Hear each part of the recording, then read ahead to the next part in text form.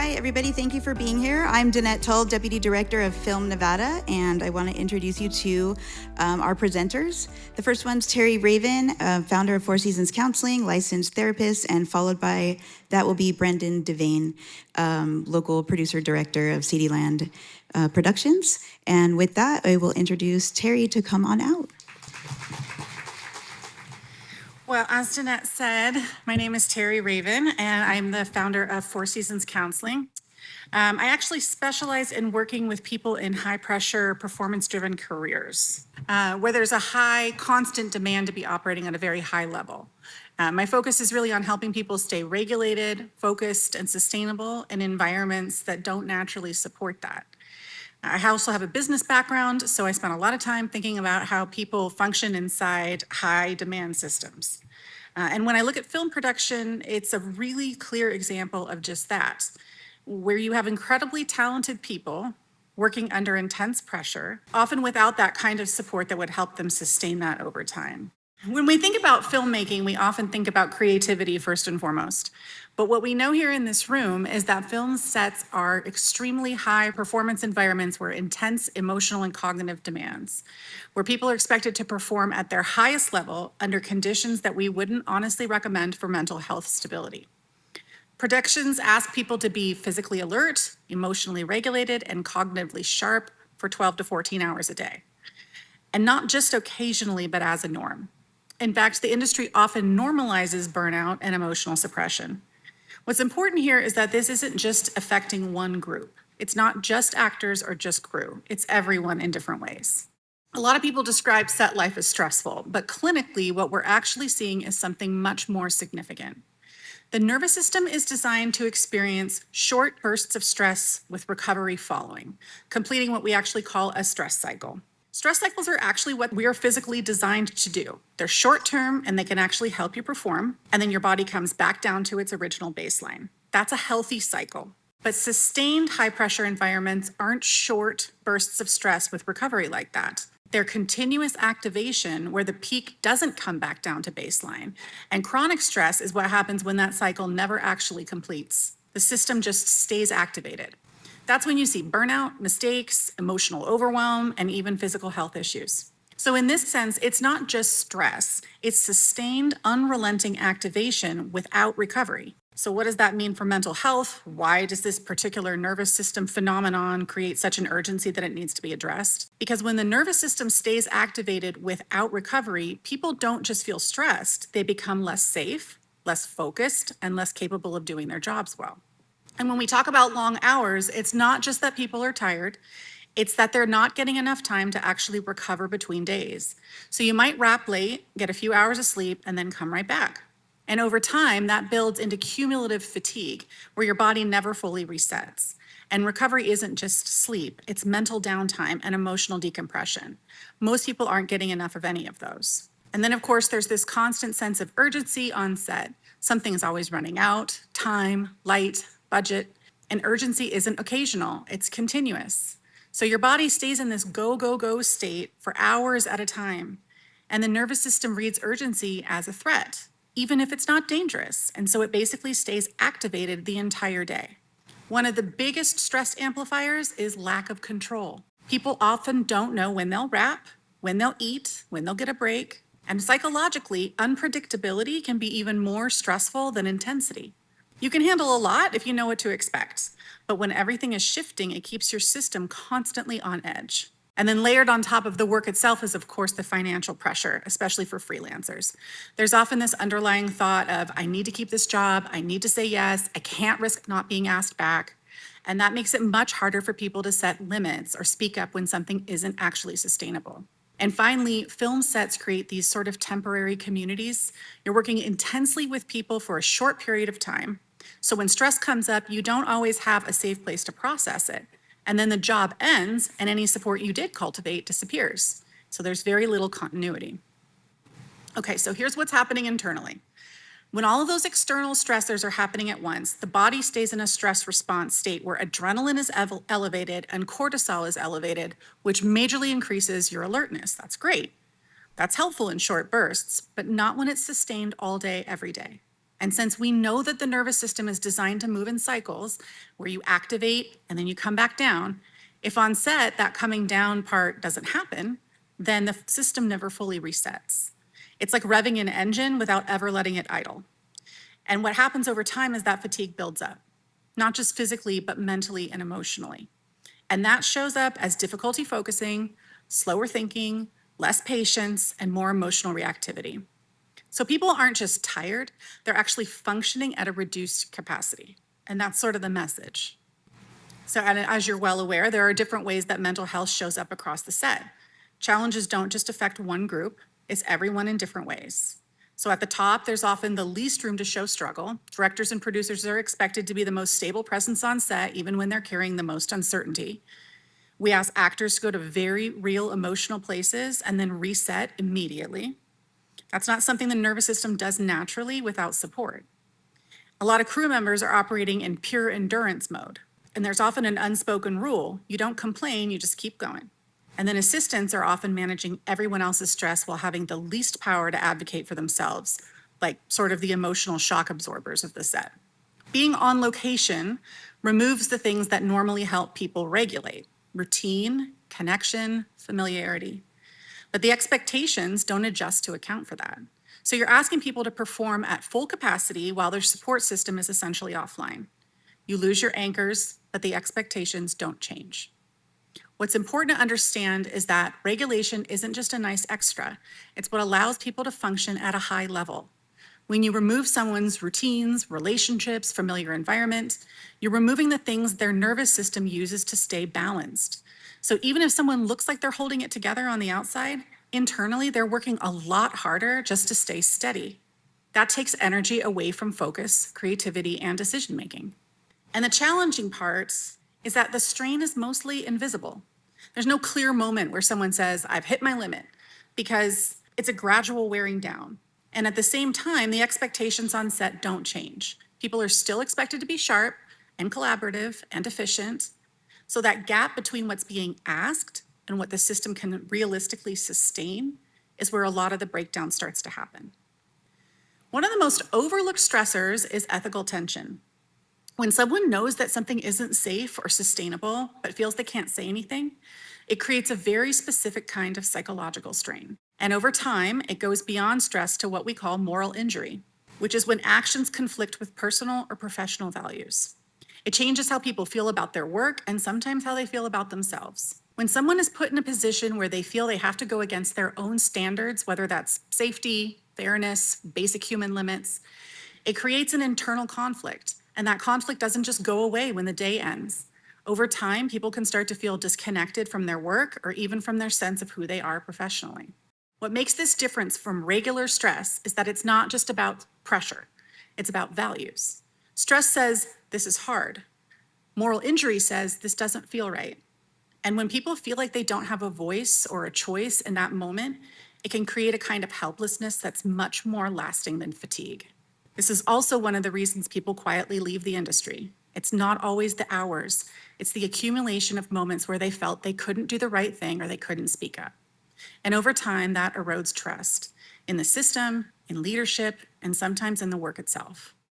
So in the US, there's no single unified program or standard yet for addressing mental health in productions. And mental health support still depends heavily upon the production. But we can look to others like the UK for frameworks that are based on actual research on the issue. Up until recently, mental health in film was treated as a personal issue, like can you handle it or not? What the UK did differently is they actually studied the problem at scale.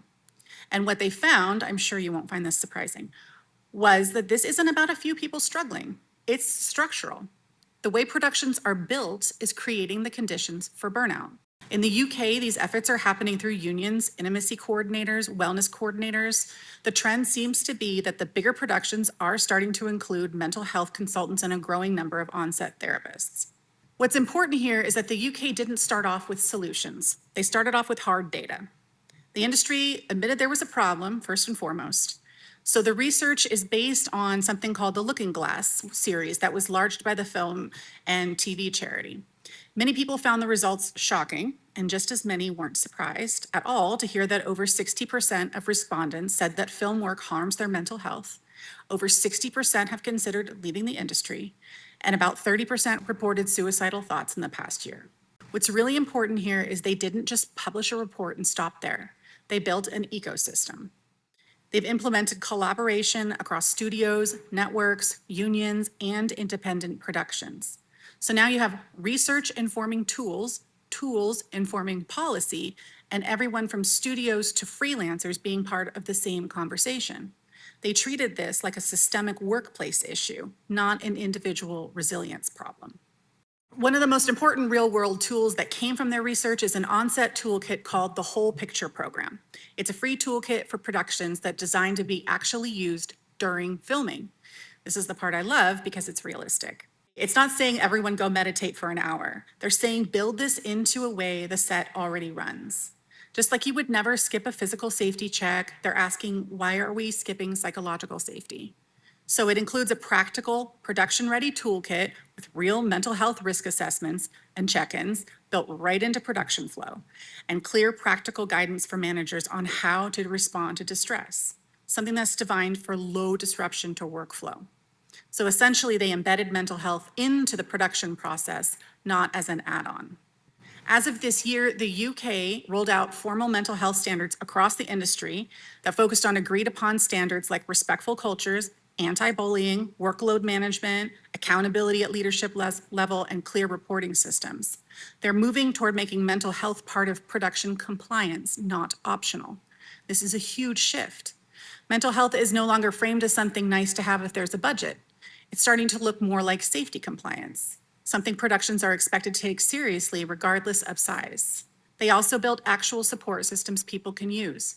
This matters because even the best set environment can't prevent everything. People are still dealing with anxiety and depression and financial stress. So what they did well is that they didn't just focus on the workplace, they built support around the worker. And this is kind of the hard truth, that production culture is central to many of these issues, as you well know. So working on tackling the harder issue, which is production culture, is a huge focus because you can't fix mental health without addressing power dynamics like mission creep and being asked to take on more than what was originally delegated. This is a relationship industry and people want to be hired again. So they want to appear helpful and good workers, which puts pressure to do things they aren't being compensated for, potentially unsafe things and potentially more work than they can handle. But if they say no, they might be labeled as troublemakers and not team players, and they risk not being hired again or recommended for other jobs. So one of the most important insights is that you can't separate mental health from culture. If people are afraid to speak, if they feel disposable, no amount of breathing exercises is going to fix that. The environment itself has to change. So while we wait for the US systems to catch up, we still need tools to survive the conditions that exist today. Here are a few of those. Production mental health tools fall under a category of quick support for high pressure situations. So this is a very different practice from traditional coping tools that you would use in a therapy room in your weekly sessions. Just like the type of therapy I provide to ER staff, attorneys, and even content moderators, this type of therapy is all about coping immediately, effectively, and quietly to yourself. But first, a little bit of info about why this actually works. So when mindfulness first became a thing in the psychology world, I was honestly a little bit skeptical. It took research and the neuroscience behind it to convince me that these coping tools are the real deal. Here's why. The part of your brain that's responsible for nerves and stress is the center of your fight or flight world. And it's responsible for fear and anxiety. It's called your amygdala, and it's constantly scanning for danger. That's its whole job. For example, when you parked your car here, when you walked into this room, your amygdala was scanning for danger the whole time. Its entire job is to keep you safe by detecting threats of all shapes and sizes, both real and perceived. This scanning for danger is what's happening when we start to feel those feelings of anticipation, butterflies, nervousness, anxiety. It's preparing us for fight or flight. But as evidenced by the fact that we're sitting here calmly in chairs, we didn't all panic or run or fight when we walked in here. Why? Because that's the amygdala was able to calm itself down before it got to that point. So how did it calm itself down? Because we gave it information that things were safe in here. Because as you walked in, you told it, this room seems safe. I've seen these people before. That person isn't going to attack me. I'm looking at you, I don't know why. And so the way your amygdala calms down is when it's given information that it's safe. And here's why this matters. How this translates into actual tools you can use in any situation. You can trick it into calming down by giving it any information. You can feed it information as simple as, that chair is black, my sweater feels soft. And it actually works to calm down. It's that simple. So this is the basis of mindfulness. And so as far as tools go for immediate stress relief on a production set when it's chaotic and no one has time to take an hour break to go talk about their childhood trauma, there really is nothing better than mindfulness tools because they're effective and they can be used quietly to yourself while you're in a room full of people, while you're doing your job, without anybody knowing you're doing it. And it works. Here's a few examples of how mindfulness might look like on a production. So these are a few examples of what we call micro-regulation techniques. They take about 30 to 90 seconds and they can be done without anybody knowing you're doing them. One grounding method is called the 5-4-3-2-1. This is one easy to remember because it uses your 5 senses to feed your amygdala that information it needs to calm down. You just start by naming 5 things you can see, and then 4 things you can feel, and then 3 things you can hear, 2 things you can smell, 1 thing you can taste. You do this entirely in your head. In fact, you could be trying it right now and nobody would know. If you really do it, if you say each thing out loud in your head, by the time you get to 1, that stress level should have come down enough to function. And the goal is not to eradicate it. The goal is to bring it down to a manageable spot. There's also a technique called box breathing you may be familiar with, where you intentionally slow your breathing down to simulate calmness until your brain follows suit. It's also simple. You breathe in for 4, you hold for 4, you exhale for 4, and you pause for 4. And again, it can be done completely to yourself without anybody knowing. These are tools presenters can do before they go on stage, attorneys do in the courtroom to themselves, and medical staff does while moving around the ER. And it can certainly be done on a set. Another technique is called cognitive anchors, also known as phrases you can say to yourself, like mantras, sort of to mentally reset. Things like, I only need to focus on the next step, or this moment will pass, or I can stay steady even if things feel chaotic. These phrases help because they interrupt the spiral that you go into. They bring people back to something manageable in that moment.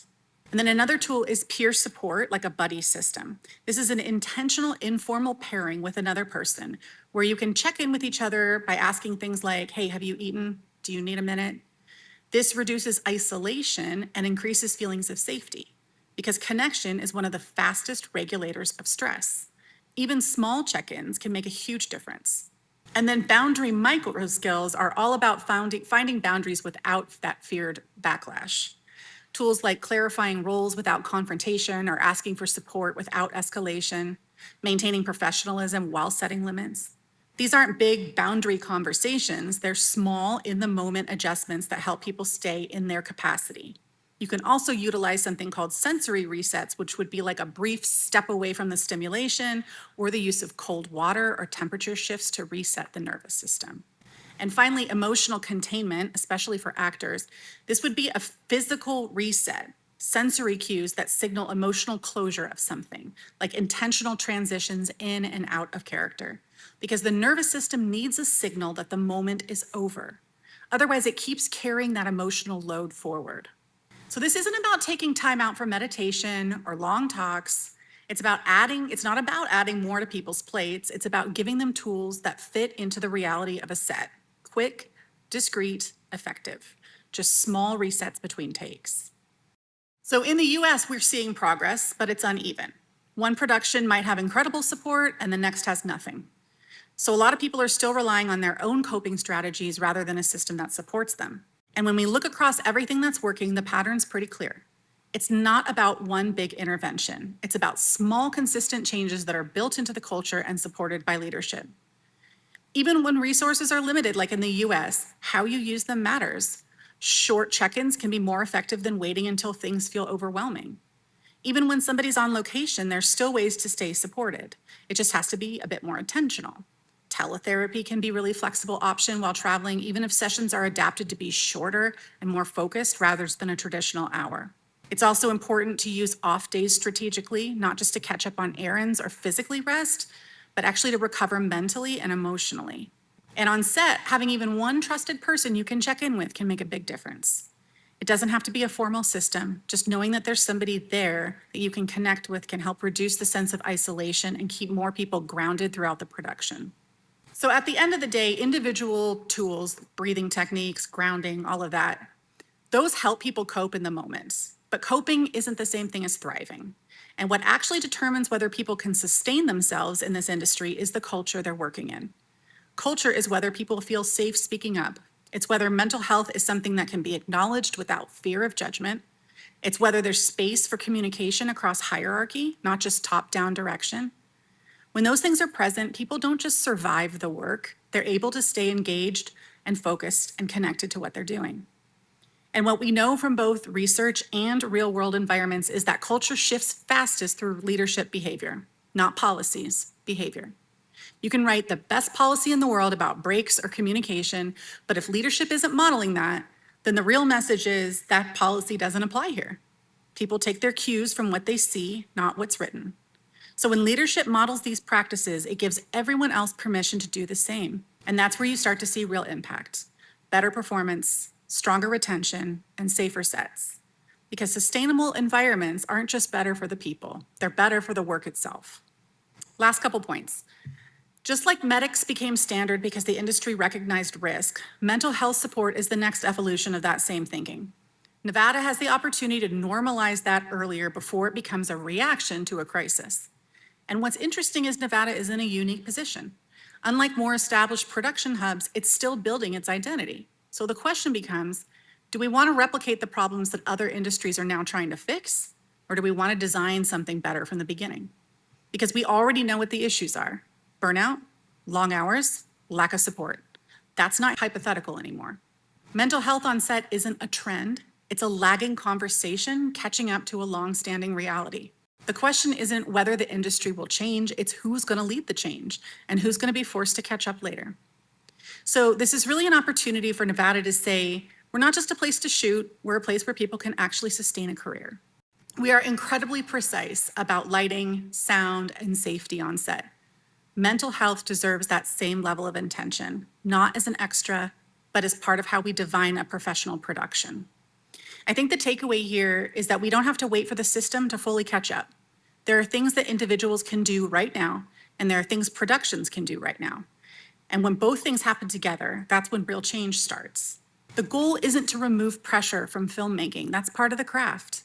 The goal is to make sure the people carrying the pressure aren't carrying it alone. The industry has normalized pushing people past their limits in the name of getting the shot. But the truth may be that burned out people don't make better films, supported people do. So while every film set runs on human energy, focus, creativity, resilience, those aren't unlimited resources. When we take care of the people, we're not slowing the work down. We're protecting the very thing that makes the work possible. Thank you. And now we have director and producer Brendan Devane with a few words from a leadership's perspective. Thank you. Thanks, Teri. Thanks, Danette and Kim and Film Nevada. And thank you guys for being here. I'm going to talk a little bit about the natural progression of on-set cast and crew care, what we at Sadieland Productions are doing, and what we can all do to normalize on-set mental health care. So some form of on-set care has been happening for a long, long time. Basically, since movies started, there have been accidents, stunts, what have you. And so, people realized we needed to have set medics and people and first responders. But it really wasn't until the 1970s that this became commonplace. And that actually occurred when a lot of television programs at the time, like Emergency, really boosted the amount of first responders in our country as a whole, and they worked themselves onto our sets. And now it's a necessary position, and no serious production would have at least one set medic, and it is indeed mandated by OTC to have a first responder on set. So then next came intimacy coordinators, which is a form of mental health care on set, but it's for a specific situation and for specific people. This came from the awkwardness of being vulnerable with simulated sex and nudity, which we can all agree can be pretty awkward on set. So intimacy coordinators are non-normalized on sets and are recognized as an important part of filmmaking and filming these sensitive scenes. It is important to note, however, though, that while SAG strongly encourages intimacy coordinators, they are not guild required at this point and are mostly dealt with by nudity writers and individual talent contracts. So while they are widespread, the guilds are still not mandating this sort of mental health care. So if productions are providing physical on-set care and situational on-set mental health care, the next logical step is general on-set mental health care for everyone. So on our next production, on Sadieland's productions, and on all our future feature products, Sadieland will be instituting our on-set mental health care program. This consists of an on-set licensed therapist who is available to all cast and crew at any time. Now, this has been partly inspired by what Teri does some work with TikTok here in town because they have a big content moderating center here. And TikTok realized that these people are looking at horrific things all day long and that they need to, have some help. So they can go in and they can see a therapist at any time that they ever need to, basically. They can just get up from their desk and go talk to somebody. So we thought, we should kind of maybe think about bringing this to the film set. And we think about more as like triage care. This isn't meant to like solve your life problems, your relationship issues, or some of those big things that you're going to need a full therapy for. This is to, keep a person in a situation from spiraling in the moment and recharge themselves. If there is a licensed therapist on set, it becomes a lot easier to handle these situations. Of course, you've got some of the great tools that Teri went over if there isn't one. But if you have a licensed therapist on set and the conditions from the leadership allow you to go use that at any time, and I think it'll be beneficial for everyone. So we will give the licensed therapist, depending on what state you're in, right? It has to be licensed in that state. If we're in Nevada, it'll be a licensed therapist in Nevada. And we will give some training, situational training about the film set specifically, so that they're not just coming on set and not knowing, some of the protocols, how things work, and how, some of the issues that they may be seeing. It'll be HIPAA compliant, which is kind of key, I think. We want people to feel comfortable that they're going to talk about probably some things that are happening on this production, and they don't want the people running the production to know about what they're saying. This involves the therapist having their own office, their own trailer, their own separate space. And it'll be for everyone. It won't just be for cast, it won't just be for certain crew, it'll be for everyone. Because the reality is, there are very few positions on a set that can't be covered or have to be there when you're actually filming. Maybe it's the director, maybe it's the DP, but the first AC is pulling focus, maybe they can't go, maybe the sound mixer can. But everyone else can probably find 15, 20 minutes, whatever it takes to slip away and go deal with their situation with a licensed professional. And that should be accepted on the set, like it is at TikTok, like it is at other businesses. I've talked to several of the crew about when they would go to this. A lot of people say at lunch, but like I say, there's a lot of hurry up to wait on movie sets. We're all standing around waiting for a camera setup, waiting for Sagini to put flags up or run the generator or whatever it is. There's a lot of hurrying up to wait. And at those times, that's when people can filter off and go talk to the therapist that they feel like they need to. I believe in this because one, it's the right thing to do. First of all, just say that. It is the right thing to do. Now, altruism doesn't get you very far in business, and indeed, it took TikTok being sued for them to put therapists in their office. But let's just get that point number one. Taking care of your cast and crew is the right thing to do. It'll likely also lead to a better project when you have a more harmonious set. Can you get a good film from a bad vibe set? Sure.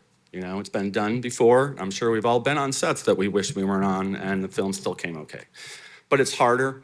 Usually working relationships are broken. Sometimes actually friendships are broken from these experiences from a bad vibe set. We all know it's a relationship business, and taking care of your cast and crew is part of it, especially as a producer or a director. I firmly believe bringing on-set mental health care to fruition will be a positive factor in making better shows. I think with a crew that's being backed, that knows that the production is taking care of them and has their best interest in mind, that they will perform better. And I think that the 15 or 20 minutes here and there that somebody's going away to the therapist will come back and better work throughout the production. So, kind of piggybacking on what Teri brought up, what can we all do to make this happen? Well, we have to talk about it like what we're doing now. We have to talk about it, and we have to talk about it a lot. The next time you get a job offer, you have to ask what mental health care services are being provided. If they say that's not a thing, well, you can say, well, other production companies are doing it, and yes, it is indeed a thing to provide mental health care to the cast and crew. If they are filming in Nevada, ask if they are following the Nevada film wellness protocols. I would hope that most, if not all of us, would decline a job in a production that wasn't going to have a set medic. Nothing's going to throw up a red flag more on a shady production if they don't prioritize, having somebody around if somebody gets sick or something happens. Now, with the current industry realities, no one's going to turn down a job because there isn't a therapist on set. I understand that, you understand that, we all understand that. But it doesn't mean we can't demand changes in other ways. Studio productions can obviously afford to provide a therapist. On a $200 million Disney movie, their daily craft services budgets can probably provide therapists for all of the crew and cast. But with independent productions, which is the vast majority of what we work on in Nevada and what is the vast majority of what crew drives our lives, it becomes a little bit harder to justify that $35,000 for that therapist, plus the cost of their office, plus the cost of their trailer if it's on location to keep it HIPAA compliant, their catering person. It starts to build and build. And that could be a big hit for a $2 million production, which sounds like a lot of money, but we know here in this room that really isn't that much money when it comes to making a film. There are things that indie productions can do that doesn't cost anything. And as Teri pointed out with the UK study showed, the real culprit is the actual work culture here. Certainly toxic work environments are found everywhere in every industry, but particularly in the film industry. It's peak hustle culture. And I think we all know what that means. And I don't use that word in a positive way. And then we all think if I work hard and not complain and go above and beyond, I'll get hired on the next one because that's how it's worked for the last 100 years in the industry, right? You want to show that you're going to go beyond and they're going to remember your name the next time they're hiring a DIT or a second AC or whatever your job is on the set. And if you were deemed a troublemaker or lazy by the powers that be, well, good luck getting on their next project, right? So the powers that be have to change. As Teri had pointed out, the director, the producers, the execs, they have to change. They have to accept the fact that on-set mental health care is here to stay. It's important, it's worthwhile, and it is going to happen whether they like it or not. It's going to happen. They have to cultivate a set culture that promotes mental well-being and says it's okay to take a few minutes when you need it. This has to come from the top. And so you can ask that indie production, if they can't afford therapists, will they follow and adhere to the Nevada film wellness protocols for non-onset mental health care? This means a policy of general set wellness, but it also means things like proper turnaround times. Nobody wants to get off a night shoot at 1 o'clock in the morning and then the call sheet says 6 the next day, right? Now, those of us in guilds, we're a little bit insulated from that, but that doesn't mean that you can't go to OT and still get crunched into these short turnaround times. It also means a proper, realistic shooting schedule. How many of you guys have opened up a 10-page shooting schedule and be like, there's no way this is happening in the 10 hours that we have today, right? Proper set safety. Does your Steadicam have a spotter so that he's not worried about that as he's going backwards, he's gonna fall over? There are so many things that can happen on set to help people's mental wellness that doesn't involve paying a therapist to help them with. And crucially, it has to be the ability for cast and crew to take mental wellness minutes at any time they need it without fear of repercussions. I know it's a thing, right? How many of you are gonna think, if I'm away for 15 minutes, I'm gonna be the one who's labeled as lazy or I'm not in it and I'm not gonna get hired for the next job. We have to change this thinking about that's a sign of weakness. It's not a sign of weakness, it's a sign of strength. And ultimately, I believe it'll come back more full to the production and better work. I know that on Sadieland production, since I'm in charge, cast and crew will be openly welcome to use the on-set therapist without fear of being labeled soft, lazy, losing future employment opportunities. However, it is a real concern on other sets with other leadership. They have to truly accept that, as I said, it's not a sign of weakness for G&E to take a few minutes or their production PA or someone who isn't listed first on the call sheet having to take a moment with a therapist. And the cast and crew has to be comfortable with taking these minutes away. So even if you're offered the opportunity, you still have to feel comfortable that, yes, I can reach out and take this opportunity without any repercussions coming back to me. Especially with, if there's no on-set therapist, if their production is allowing you to take mental health care minutes, say, hey, where's so-and-so? Oh, they're dealing with something, we'll be back in 15 minutes. That's got to be okay from the producers, the assistant producers, the director, the UPM, whoever's in charge of that. We have to help convince producers who are trying to slash budgets. We all know right now, it's not about spending more money, it's about slashing budgets. So how do we convince producers to add $35,000 to a line budget? It's difficult. It won't be an easy task. If they won't or can't do it, then they have to be convinced to sign on to the other mental health protocols and run their set in a way that benefits the cast and crew mental wellness. I understand that a lot of, indie productions aren't going to be able to afford that $1,000 a day therapist or the extra trailers or the things that they need. But as Teri has pointed out, and some of the things that I've gone over, there are things that we can demand of this set culture to change that will help everyone's mental healthness and also create a better show. We can also do this by asking our guild reps to be loud about this. Well, those of us who are in guilds, we're obviously negotiating right now with the producers and the studios, and we have to keep on talking about it. This goes back to the number one point. Without talking about it, it's going to go away. So we have to keep on asking your guild reps, hey, are we negotiating, let's make intimacy coordinators mandatory. That would be a step of getting the guilds doing something about it, as they've done with set medics. The industry just went through a revolution with how content was delivered and consumed.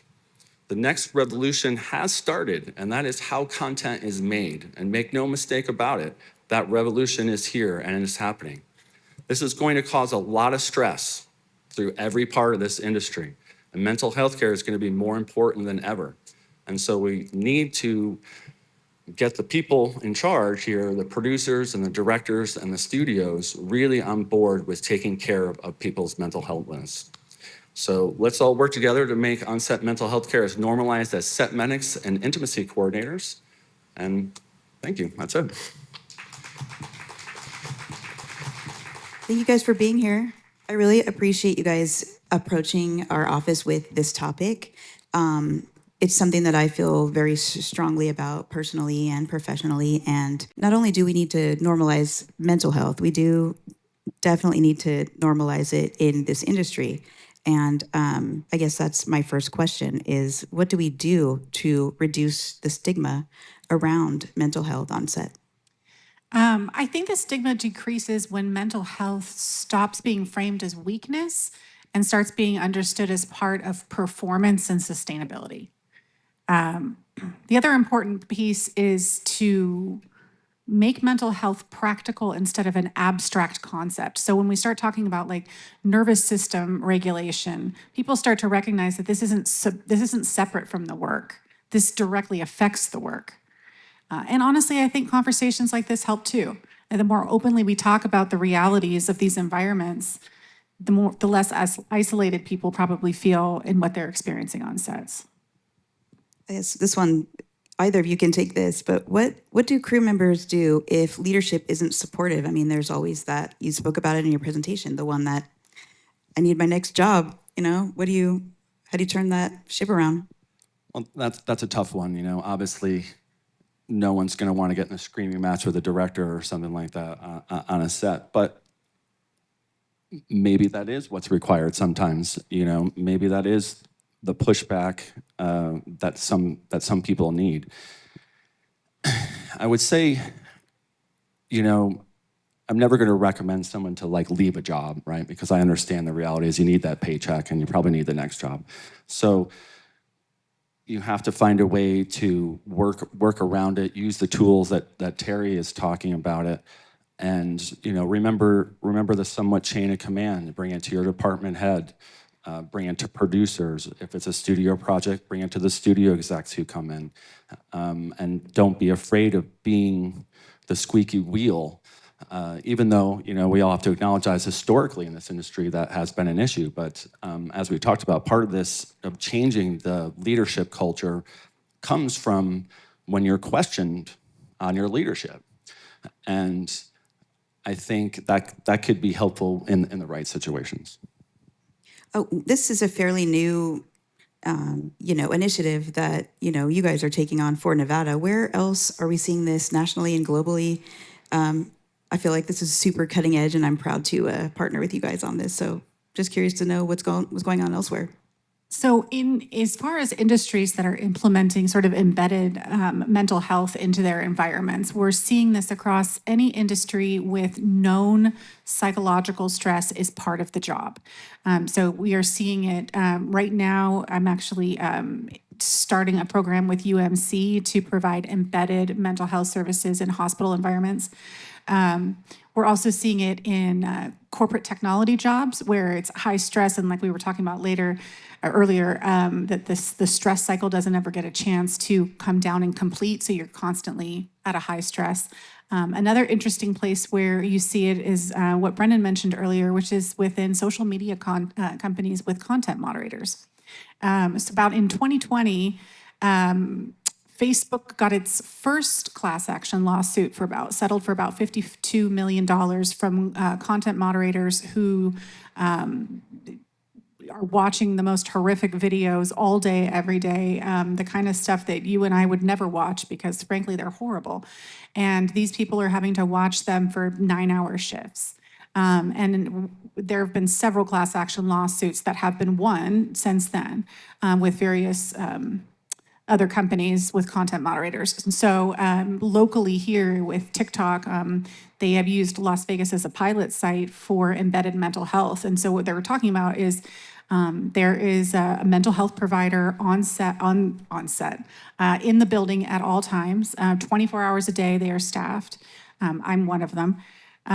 Employees are given what they call wellness minutes, and they are mandatory during the day. And they could be an hour, they could be 15 minutes, and there's nobody questions what they do with those 15 minutes. So they could be walking outside, they could be doing anything, they could be making a phone call, they could be sitting in wellness and just being, or they could be talking to a therapist, but nobody asks what they're doing with them. And so the stigma has reduced quite a bit from when they first started. I mean, maybe they should just make another code like 10.1, 10.2, 10, whatever it may be. It's no one's business, really. I don't know. I just want to add that, like, it takes a film set is a little bit of a different situation than a massive room of content moderators. So it takes an acceptance of everybody on that film set to be okay with, I'm going to hold this flag while G&E guy is talking. Like we have to, cover for each other and be okay with that, and not be like, oh, so-and-so is off talking to this therapist, and now I've got to put this sandbag over here, or whatever it is. So while there certainly is time for people to go utilize an on-set therapist or take wellness minutes on sets, it also takes a little bit of the rest of the crew and the cast and the production team to back that person up while they're not there. That's great. Thank you for that answer. We've got a lot of veteran production folks in our community, and what's the long-term effect of this sort of sustained stress over time? I mean, I'm looking out in the audience, I see a couple, I won't call you out by name, but there are some people here with 20 plus, 30 plus years of production experience, and I've got to imagine it takes its toll. I know it does. It does, it absolutely does. Interestingly, it's a very similar toll across positions that I see, other high stress positions, a lot of emergency room doctors, a lot of attorneys, they show up the same as this is physical health. So immune system issues, we're seeing chronic inflammation, sleep deprivation, like sleep cycle issues, and then the emotional counterparts, we're seeing depression, anxiety is at its highest, basically that it's ever been. And again, how are those related to a film industry or any other high pressure career is because when you have that sustained, unrelenting stress and your nervous system is operating at the peak and it doesn't come down for a long time, consistently over and over, that's when you start it can actually bring on generalized anxiety disorder because it stays there. Yeah, and as you had mentioned, all went through a pandemic that hit this industry harder than almost any other. We went through 2 strikes. My last production was shut down due to the SAG strike, which is always stressful, right? And I think, yeah, we just got to keep on going. I think also one of the tough things to see is the loss of passion or creativity in long term, people who have been exposed to long-term stress. I think that's one of the most heartbreaking things about it, is that the things that made us feel most connected to our work start to erode over time when you've experienced that much stress. So yeah, it's definitely a physical and psychological level. I want to add something a little bit to that long-term comment. I've seen a lot of people who've been in the industry for a long time. You know, we're in Las Vegas. We're boom or bust town, and the industry has sort of been like that. You know, I remember the glory days of $1 million spec scripts. Does anybody remember those? You know, those were wonderful. And then when Netflix decided to pay $10 million to anybody to make a movie, that went nuts, right? Now we are out of that bust phase, and we are clearly out of the boom phase and clearly in the bust phase. And I've seen a lot of long-term people, as Teri said, lose their passion over the pandemic, over the loss of, you know, the work, the less content that's being made, and it's taking a toll. We all know people who probably have left LA, who've left New York, who've left Albuquerque. You know, these filmmaking hubs in New Orleans is another one, because they can't find work, and the stress is just too much. And so we have to be more supportive, I think, than ever about our community, because we're about to go through it again here, and we got to stick together and have each other's backs. And like I said, you know, it's tough for me a little bit, because yeah, I know I'm the person hiring and I'm technically the director on my projects, and so it's easy for me to say I'm implementing these things, and I'm trying to lead by example. But we really need to get it into the studio system and into the what I would call the mid indies, you know, the ones that are spending $2, $3, $4, $5 million, the ones that can afford a $40,000 line budget. Because what they're not telling you is when they use AI to do VFX, they just saved $500,000 on their post budget. So these things can be afforded, and now more than ever, I think our community needs mental health care. I agree with you 100%. I think, to your point in your presentation, it shouldn't take a tragedy to course correct, right? So the set safety, the set medic, the stunt driver, whatever it is, now it's this sustainability, which is great. It's all about recycling and Earth Day and, you know, being sustainable. So I think it's just probably a matter of time before somebody says, this is a good idea. You know, TikTok got sued, maybe we should look at it, right? So that's, I think, what I'm expecting to happen next. But I would like to now open it up to any questions we have from our audience. Yes, David. You said that we're about to go through it again. What does that mean? Yeah, I was wondering if he meant the legislative session, but I don't think that's what he was talking about. We're about to go through that again at our office. Yeah, this could be a whole nother, I don't want to send any people in depression and a whole nother thing, but I'm here for you, though, if you do. That was a mental health crisis last time. When you said, you know, this long-term effect, I'm like, yeah, we just had it, like, you know, right. Well, every 2 years. I kind of alluded it in my presentation that we just went through a revolution with how content was delivered and consumed, right? We are now going to go through a revolution in how content is made. And as much as I don't like it, and you don't like it, and everyone in this room doesn't like it, we just aren't going to be able to stop it because of the financial implications. And what we have to focus on, I don't want to hijack this panel, but it is all sort of related, because the stress is just going to increase in our industry. It's not going to decrease as Ellison buys, you know, Netflix's, or, you know, Warner Brothers, right? And there's less and less people making less and less content. We're all going to be struggling more and more for jobs. And at the same time, it's going to be easier and easier and easier to make content. So you've got two different things going.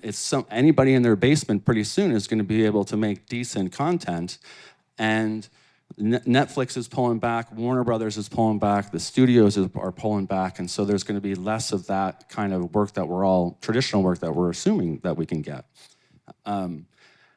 So yes, that's kind of what I meant about the revolution that's coming. Nature of this business, love it or hate it. It's, it's tough. It's hard to sustain, a career in this industry just naturally. There's always things changing and progressing. Any other questions? I have a question for you. What was your name?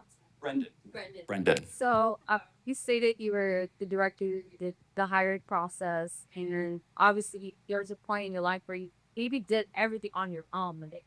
So I wanted to know during the beginning stages when you have to do everything by yourself, how did you remain grounded? How did you pour into yourself so you didn't go crazy?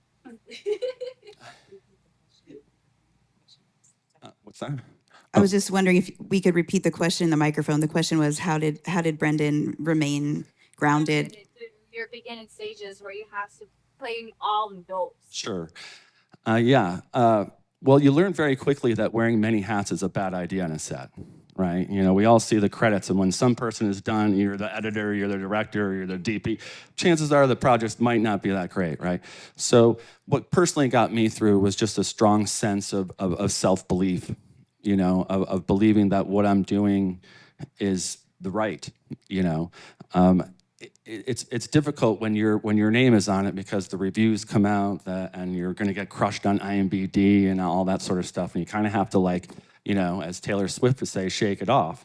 But it's harder to do that in reality. But yeah, I would just say you have to believe in yourself. And I got to a place where I'm a big fan of hiring people who know what they're doing and let them do their work. And if I wanted to be a DP, I'd be a DP, right? So I didn't dive too much into, sure, can I set up a camera and run an RE system? Yeah, of course I can, but it's not my wheelhouse.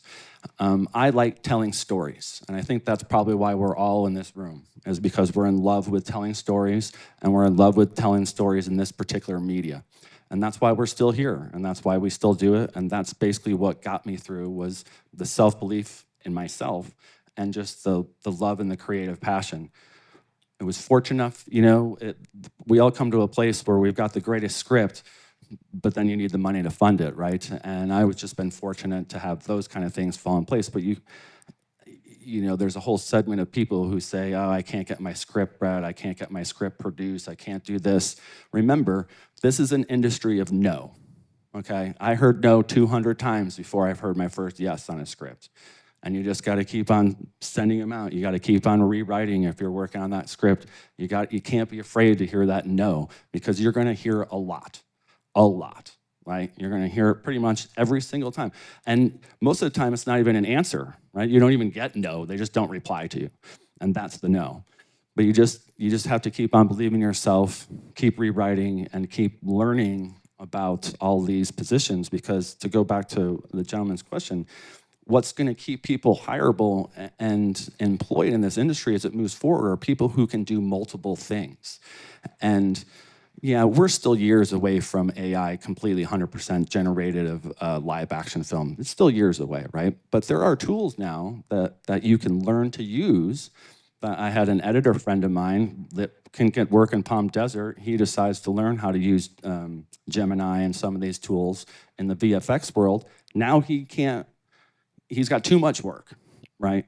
And storyboard artists who maybe hand draw everything like that, that's incredible talent, right? That is incredible talent, okay? Unfortunately, storyboard artists are no longer a thing because you can have it all generated for a fraction of the cost and it looks better, right? But I think people have a misconception of what that work takes. That's not just someone typing in a text to prompt and it spits it out, okay? It's a lot more involved. That is still an artist who is still working on that. It's just a different kind of artistry. And so to kind of just tie everything together, the more that you make yourself indispensable, the more that you embrace some of these tools that are coming down the pipeline, is the more that you're going to find yourself still involved in this industry. I love that. The industry of no. I think that's a good tagline for the office. We deal with the next no movie. every day, pretty much. Were there any more questions before we're going to just move on to some just general announcements? Does anybody have anything else? I don't know. I just wanted to end on a serious note, or a more serious note. I wanted to end with telling the audience or whoever is watching this that there's always help. There's always help available. You don't need to do any of this on your own. You do not need to suffer. There is always a way out. There is always a way through. So if you do nothing else, I want you to take that away from this panel. If you take away nothing else, it is, please know that there's always help. Okay. Thank you for saying that. So this next part, these are just, thank you guys. Just some general housekeeping announcements from our office. To coincide with Mental Health Awareness Month and with this panel, some of you may know that we launched a mental health blog series, which will be rolling out here shortly on our website one by one. We asked members of our film community to submit blog posts, and we have chosen the blog posts to publish. They were given the choice to write anonymously or not, and I was surprised to learn that a lot of people left their name on, so I just wanted to give props to the people who participated for their courage and what they have shared. These blogs are deeply personal and really touching, and I think they're going to inspire a lot of people. That's the hope, was that to show other film crew members that they're not alone and that what they're experiencing is being experienced here in our own film community. So we are using that as a tool. That was inspired by one of our own production crew members who's here in the audience tonight, and children's book author David Schnitzer. His author name is David Bradley. David, come on up, because nobody can explain what you do besides you. David will tell you the story, but he ended up writing a series of children's books during COVID as a response to some mental health issues that he's going through. But tell us about Big Head Bob and the blog series and how this whole thing came to be. Sure. Well, thank you very much. Yes, Big Head Bob is a character I used to draw when I was a little kid.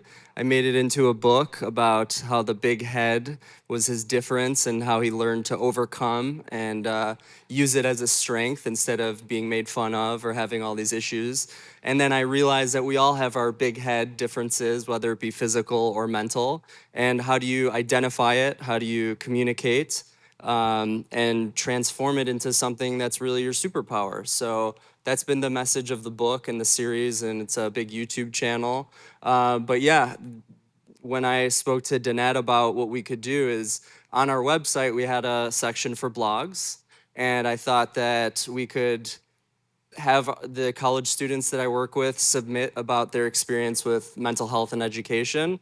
And then another student wants to do it, and another, and we had 20, and then we had 30. And I thought, what a wonderful idea when Danette said that we wanted to do it for this industry. And the big purpose of writing this blog is, for one, to get all of this information and stress and confusion out of your head and onto paper and craft it into your story, because it's your blog. A lot of the students at college all over the US and international that submit these books, I mean, we put it together, and it's just a really beautiful thing. The other part is how you can inspire someone to read it and use your own voice. And if you're in a similar type of situation, what would you do? So that's the whole purpose of it, and thank you very much. No, of course, they turned out great. I'm really proud of our community. I'm proud of the blogs. They've covered all kinds of topics and all relatable. You don't, on the anonymous ones, you don't know who's writing it because, many people have been in those same shoes. This next thing is really cool. We launched it this week. It is a screen tourism app called Set Jetters. There's a QR code if you would like to download it for free. And everyone's always talking about set jetting or visiting a place because they've seen it on movies and TV.